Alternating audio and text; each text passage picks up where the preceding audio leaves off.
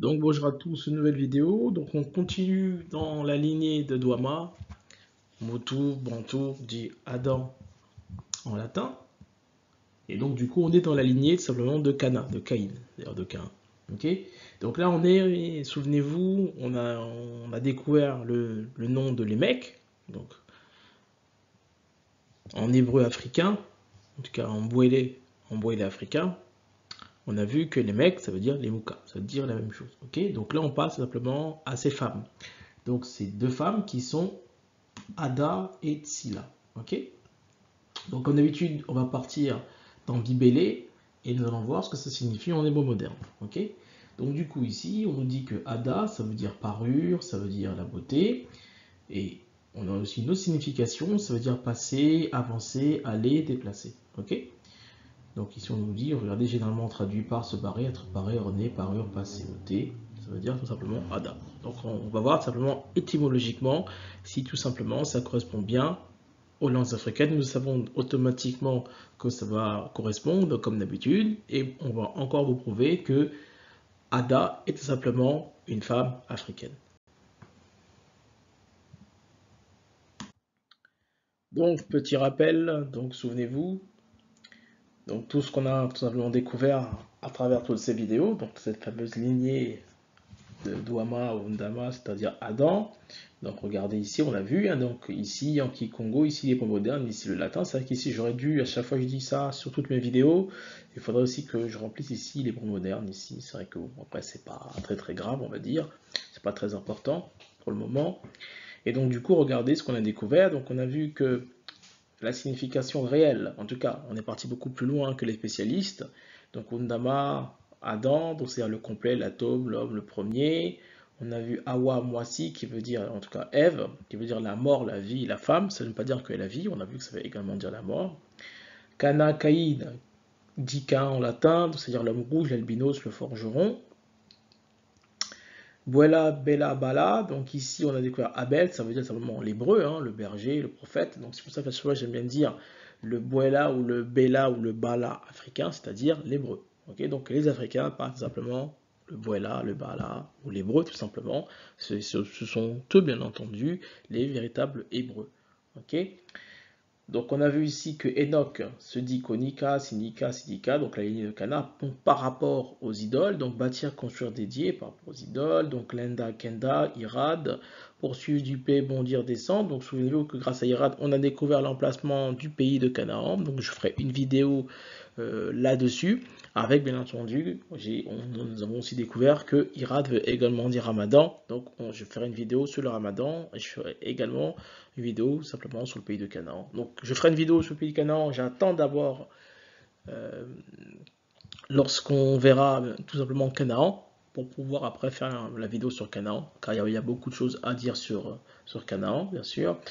Et donc du coup ici je continue, donc Meujael, ça se dit Mukula, Makela, donc frapper, moment, instant, acheter. Donc Methusael, en latin se dit Masunda, Masuna, qui veut dire profond, chasser vite.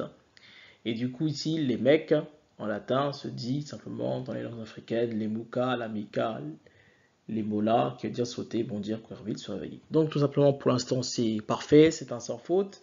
Donc on vérifie bien le latin, on va beaucoup plus loin que l'hébreu moderne, c'est magnifique. On vous prouve également que bien entendu ces personnages sont bien des belles africains, mais on va continuer, on va poursuivre tout cela avec tout simplement les femmes de les Mouka, dit les mecs. Donc, comme je vous ai dit, à l'origine, il n'y a pas de voyelle, donc souvenez-vous, ici, donc, dans Bibélé, la Bible, dans la Torah, la Toula, et également dans Kulumuna, qui c'est-à-dire le Coran, donc à l'origine, il n'y a pas de voyelle, donc on a déjà vu donc l'étymologie, donc on l'a vu X fois, l'écriture proto-sinaïtique, c'est-à-dire l'hébreu moderne, l'arabe moderne, le grec et le latin, est égal à l'écriture hiéroglyphique, c'est-à-dire l'écriture africaine, appelée l'écriture consonantique. Et donc on a établi étymologiquement un cahier des charges, entre guillemets, c'est-à-dire, pour ceux qui s'y connaissent, on appelle cela simplement l'étymologie. Donc sans étymologie, bien entendu, vous ne pouvez tout simplement pas traduire, c'est pour ça qu'il y a des grands spécialistes de l'étymologie qui arrivent, bien entendu, même en parlant pas la langue, ils sont capables, bien entendu, de trouver le mot. Et donc, regardez ici, donc on vous donne quelques exemples. Ici, par exemple, Kadhafi en français, Gaddafi en anglais. Vous voyez que le K est devenu G, ou la rivière de Roviranza, pas appelée la rivière pardon, de Roviranza. Le R égale le L, donc ça nous fait K égale G égale H égale R égale Q, etc. Donc ça, tout ça, c'est des rappels. Le C égale le S, etc. Donc ça, vous avez tout simplement l'habitude pour ceux qui regardent nos vidéos. Donc je pense même que je ferai une vidéo beaucoup plus tard sur l'étymologie de chaque lettre. Comme ça, pour ceux, bien entendu, qui ne comprennent pas ce qu'on fait pour l'étymologie, même si c'est assez simple, je trouve, mais bon, après, je ferai une vidéo là-dessus, mais seulement sur l'étymologie. J'essaierai de passer un peu plus de temps pour, bien entendu, expliquer. Et souvenez-vous, l'étymologie qu'on a découvert il n'y a pas longtemps, avec simplement le zéro, ou le terme clé.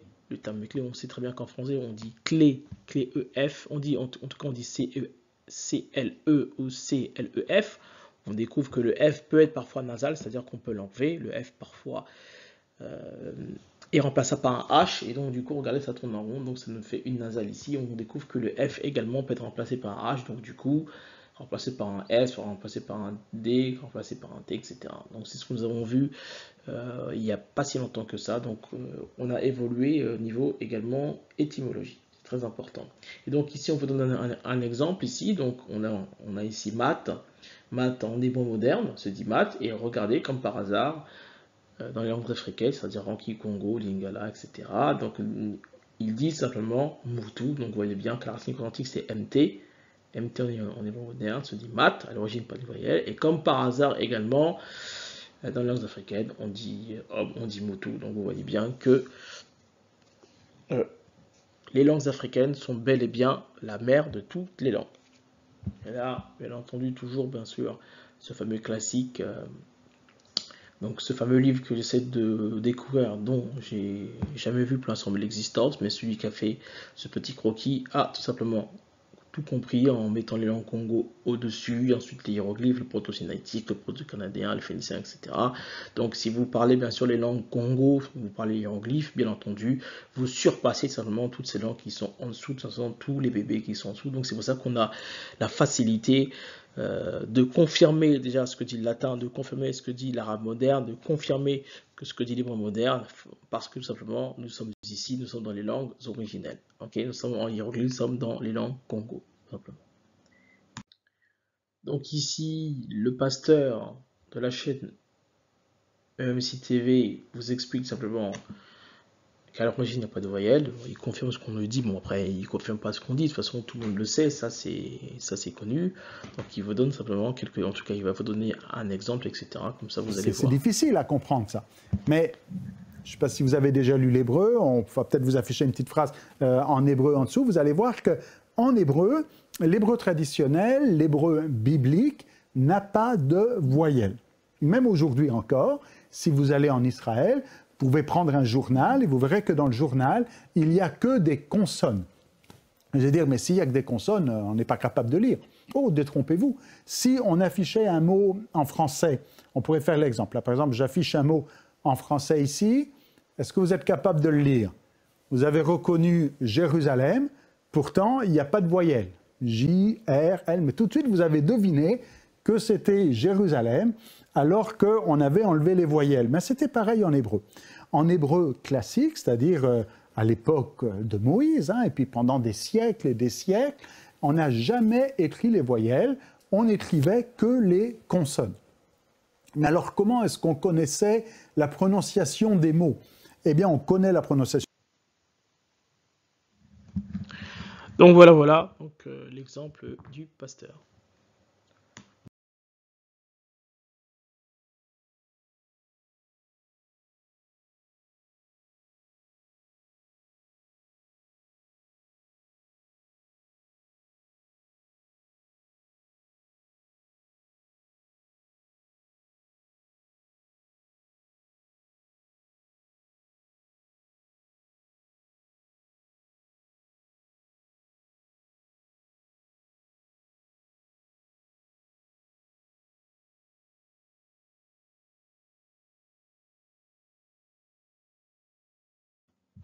Donc ici, on rentre vite dans terme, en tout cas dans le vif du sujet, comme on dit, et regardez directement, on va relire le passage.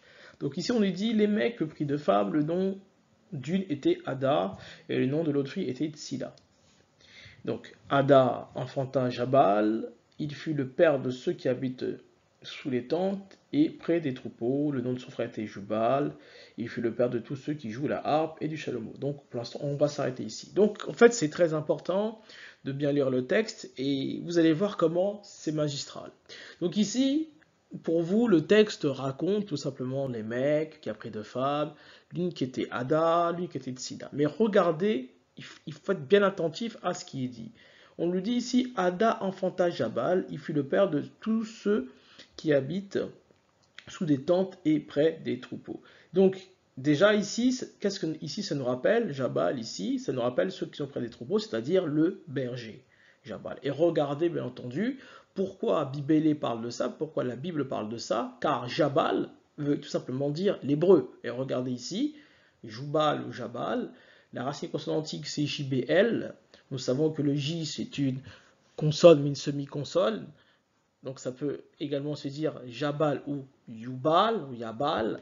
Donc ici YBL. Nous savons que le Y est une voyelle, une demi-voyelle. On peut l'enlever. Donc on reste avec BL. Ça nous donne Bella, niveau 0. Donc les langues africaines, ça donne simplement hébreu. C'est un terme que nous avons déjà vu. Et donc ça nous donne Abel, c'est-à-dire berger, enfant de Dieu. Donc ici le texte déjà nous dit que Jabal est tout simplement hébreu. Donc c'est pour ça qu'ici, en parlant de Jabal, automatiquement, la Bible nous parle simplement le père de ceux qui habitent sous les tentes et près des troupeaux. Donc, on nous dit ici directement que Jabal et Ada sont simplement hébreux, ici. Hein, okay. Donc, ils sont simplement bénis par Dieu. Et regardez ici, je suis parti ici un peu vite, mais bon, vous verrez pourquoi je fais ça. Donc, Ada, la racine consonantique, c'est D. D. À l'origine, il n'y a pas de voyelle. Nous savons que le D égale le S. Ok. Donc, ensuite ici, je rajoute le M, car le M est nasal, je peux l'enlever comme je peux le mettre, donc ça fait MS. Et donc, finalement ici, si on met entendu, on met des mots, tout simplement des voyelles sur ces mots en question, ça nous donne Judas, ça nous donne Jésus par rapport au S, et ça nous donne Moïse ici, c'est-à-dire juif, femme de Dieu. Donc vous voyez comment c'est complètement magique, magistral. Bon là je suis allé, on va dire, je suis allé un peu rapidement. Bon c'est vrai que bon, sachant qu'on n'a pas encore étudié Judas, on n'a ni étudié Jésus, on n'a ni étudié Moïse, mais déjà, en tout cas Moïse, on a déjà, on a déjà un peu étudié Moïse. On a vu que Moïse ça veut également dire la mort, car on verra plus tard que Moïse porte également le même nom que Hawa. Bien sûr, mais bon, ça on verra beaucoup plus tard. Et donc ici, regardez, donc grâce à juste la personne, en tout cas, le fait que Ada s'appelle Ada, donc le fait qu'elle s'appelle D, automatiquement, ici, on nous dit Ada et Judas, Jésus, Moïse, donc c'est la même famille, donc c'est une femme juive, c'est une femme de Dieu, etc., etc. Ok? Donc vous voyez comment c'est magique. Donc en fait, tous les mots qui sont ici, comme je vous ai dit, ce sont des hiéroglyphes, c'est-à-dire ce qu'il y a. C'est-à-dire que quand on dit Ada enfanta Jabal, Ada enfanta Jabal, c'est-à-dire que Ada égale enfant égale Jabal. Okay, donc en fait, tout est lié. Donc c'est pour vous dire qu'on est, bien entendu, dans les langues hiéroglyphiques, c'est comme les hiéroglyphes, c'est-à-dire que tout ce qui est à droite, tout ce qui est à gauche est toujours en lien avec ce que on veut trouver. Ok? Donc c'est très important de bien saisir cela. C'est pour ça que j'aime dire que Bibélé est bien écrit, bien entendu, en hiéroglyphe. Okay? Donc si vous voulez chercher quelque chose, il faut toujours regarder, bien entendu, ce qui est à droite et ce qui est à gauche, et vous isoler, et vous allez tout simplement comprendre encore plus le texte. En tout cas, quand je dis comprendre, on va dire que on est tout simplement dans le niveau entre guillemets supérieur. Ok? Donc ici, on est chez voilà. Donc regardez, je vous donne ici un exemple. En français, on dit temps. Le D n'est pas prononcé. On dit sentir, donc sans. Le S n'est pas prononcé. On dit tiens. Le T n'est pas prononcé. Donc du coup, le D égale le S égale le T. Car ici, on peut tous les remplacer par un H. Donc du coup, le T, S, D, c'est la même chose. Et ici, quand on dit une information, information ici, c'est comme prononcer un S, sachant que le T égale le S, finalement, on se retrouve ici, ok, pour ceux qui ne comprennent pas. Ok. Donc du coup, on est parti directement dans les langues africaines pour comprendre ceci, et regardez directement, regardez, souvenez-vous, Ada, ça veut dire la parure, ça veut dire ôter, couvrir, etc. Et regardez ici, tout simplement dans les langues africaines, ici, regardez, Nda, juste Nda, ici, Nda, plein de, en tout cas plein de personnes dans une maison, ok, le monde, etc. Et regardez ici la distance, la longueur, la longitude, profond, grand, haut, majestueux, majestueux. Regardez ici, incroyable ici. Donc, et regardez ici Nda, côté, Nda, ancêtre, etc.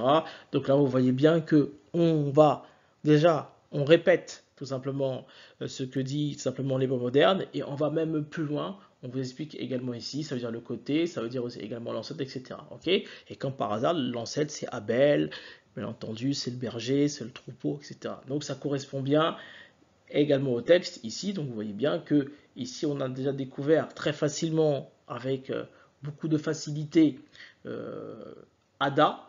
Donc ici, Ada, ici, en tout cas au niveau 2, Ada en fait ça veut dire juif, juive, hein, c'est ça que ça veut dire tout simplement ici. Donc ça c'est en latin. Le niveau 1, les mots modernes ici, donc ici c'est Ada, Juda, ici, et donc au niveau 0, le niveau supérieur, en hiéroglyphe, en Congo, en Kikongo, dans les langues africaines, peu importe la langue que vous utilisez, et donc ici ça se dit simplement Nda ou Yenda, ici, hein. Ok, regardez ici, Yendi, adieu, au revoir, formule également de bénédiction, ici, hein. Et ici, je ne sais pas pourquoi je vous ai mis Kwenda. Kwenda, pourquoi je vous ai... Oui, j'ai mis également aussi Kwenda. Donc c'est juste pour vous dire que dans Kwenda, il y a le Nda ici. Donc c'est-à-dire aller, marcher, s'approcher d'eux, diriger, avancer, aller vers l'avant, etc., etc. Donc ça va bien entendu extrêmement loin. Donc ici, on a déjà découvert avec une facilité déconcertante le terme Ada. Tout simplement, dans les langues africaines, on va tout simplement dire Nda. On va l'appeler Nda, tout simplement. Ou Guyenda, peu importe. Hein, qui veut dire tout simplement la juive, tout simplement. Ok. Voilà. Et donc là, on va voir Ntsila, la deuxième femme de l'Imuka. Donc ça a été assez rapide et assez simple. Regardez ici. Donc Ntsila en hébreu moderne veut dire l'ombre. Regardez ici, on voit un peu plus loin de salé, c'est-à-dire l'ombre, ok. Et regardez directement en Kikongo, directement, on trouve assez facilement. Donc on se dit si, là, obscur, sombre, noir, comme du charbon, etc. Donc regardez ici, on voit bien que c'est la même signification aussi. Et donc, niveau racine consonantique, donc c'est la même chose. Racine consonantique, pardon, en hébreu moderne, ça donne TSL. Même s'il y a deux L ici, qui est un L ou deux, c'est la même lettre. Donc c'est le même son. Ici, regardez dans les langues africaines, en Kikongo par exemple, on passe ici, donc on a racine SSL, nous savons que le T égale le S, donc ça donne TSL ici, donc Sisila veut bien dire, ici une Sila, ici, hein, ok, donc ça veut dire ombre, assez simple. Et donc regardez ici, racine SSL, nous savons que le S égale le T, je suis parti voir TTL ici, Tatula, donc séparer, partager, transporter, poser, placer. C'est une sorte de quelque chose, détaché, etc. Ici, tu as tout là, faire raisonner, prononcer, déclarer, expliquer, interpréter, etc. Donc là, on va beaucoup plus loin de la signification de l'ombre. Et là, on nous explique déjà plusieurs choses. On nous explique ici que Sisila, celle que vous appelez Tsila, c'est une femme noire, ici. Ok. Et du coup, ici, regardez aussi la signification de Tatula, séparer, partager, détaché, etc. Donc regardez, c'est pour ça qu'on comprend que dans les deux femmes, bien entendu, qu'a pris les mecs, les Moukas, il y a une Ada qui est une femme juive. On verra plus tard que juive ça veut dire noir. On verra lorsqu'on étudiera Judas. Et donc du coup, on reprend donc Ada, Nda qui veut dire la femme noire, la femme juive, et l'autre qui est également une femme noire, mais le problème de cette femme noire en question, c'est que ça a aligné, en tout cas, ses intentions ne sont vraiment pas très très bonnes ici, Regardez ici, placé à une certaine distance de quelque chose, détaché, déplacé, éloigné. Donc ça, en fait, on parle simplement de Dieu, bien entendu. Donc c'est une femme qui, bien entendu, n'est tout simplement pas proche de Dieu. D'où, tout simplement, l'arrivée, plus tard, on verra, de cette lignée de Scylla, bien entendu, on verra l'arrivée tout simplement de Tubalcain, de la part de Scylla. Ok. Donc on comprend pourquoi, ici, en lisant simplement la signification de Tatula. Ok. Donc, on a découvert deux choses. On a découvert que Da, la première femme de Lemuka, ce qui veut dire simplement la femme juive, la femme noire, la femme du berger. Donc, elle a enfanté les jumeaux Jabal. Et ensuite, sa deuxième femme, Scylla, qui a enfanté simplement Tubalcain, on voit bien que sa femme n'avait simplement pas de très bonnes intentions.